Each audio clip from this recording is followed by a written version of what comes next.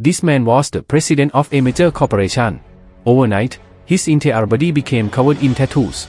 A black dragon wrapped around his left arm, a white tiger on his right, a killing straight across his chest, and a feast assurance sprawl across his back. His left leg bore the great sage Sun Wukong, while nestled on his right, the god of death rested at his waist, Pluto marked his chest, and between his brows was the tattoo of an eye. Soon, a blood moon would rise across the globe. The weather would change drastically. Animals would begin evolving rapidly. Countless humans would become food, but those with tattoos would awaken new powers, abilities to regenerate, to strengthen their bodies. In my past life, I had no tattoos. I was a powerless nobody. Now, I've been given a second. 2 months before the apocalypse begins, the first thing I did, I ordered my subordinates to FRY in the world's top tattoo artists. Now, I stand at the window, looking at the clear blue sky. I know this piece won't last long. At midnight on June 1st, the world will be smothered in thick, choking effigy. I have 2 months left before the heavens and earth change forever. A massive shelter must be built. When the time comes, even a blade of grass will turn witches. There will be no pets left humans to live. If you have the resources, you must build a fortress and stockpile enough supplies. That is the only way. I picked up my phone and called a subordinate. He answered respectfully, "Yes, Chairman, what are your orders?" I heard his calm but slightly amused voice on the other end. I told him, "Check something for me. Is there an abandoned prison for sale in Longchong City?" The company my parents let me owns businesses in many sectors, one of which is real estate. The person on the line was Wu Rui, the regional manager of that division. "Chairman, from what I know, there are 2 options," he replied.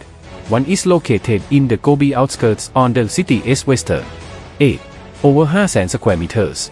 That is bigger than Tiananmen Square in Beijing. It was built last century. Current asking price, 700 million. He was about to mention the second when I cut in. "The western outskirts are ideal," I said. Wu Rui hesitated. "What do you plan to use if it's in westwards?"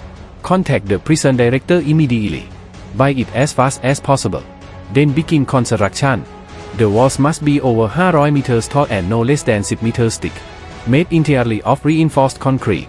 The floors too, laid out with steel plates. I want a fortress. Stockpile enough supplies for 2,300 people for 3 years. The better. You know what to do." Wu Rui went silent for a moment, confused. "Chairman, just the prison costs 700 million.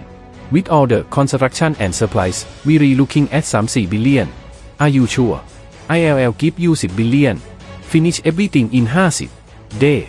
If it is not enough, call me." This isn't a shelter. It is a stronghold for the apocalypse. Money isn't an issue. It is just numbers to me. The company is worth trillions. My parents left behind over 70 billion in assets. And once the world changes, the United Nations will reset global currency system. Only gold will hold law. I am planning to sell the company and convert everything into gold. Understood, Chairman. I'll handle it. You'll see your fortress within 50 days. Although Wu Rui still had doubts, he knew me well enough not to question further. "I'll inform the finance department to transfer 6 billion immediately," I said. "Begin construction. The sooner, the better." I ended the call. The shelter plans were now in motion.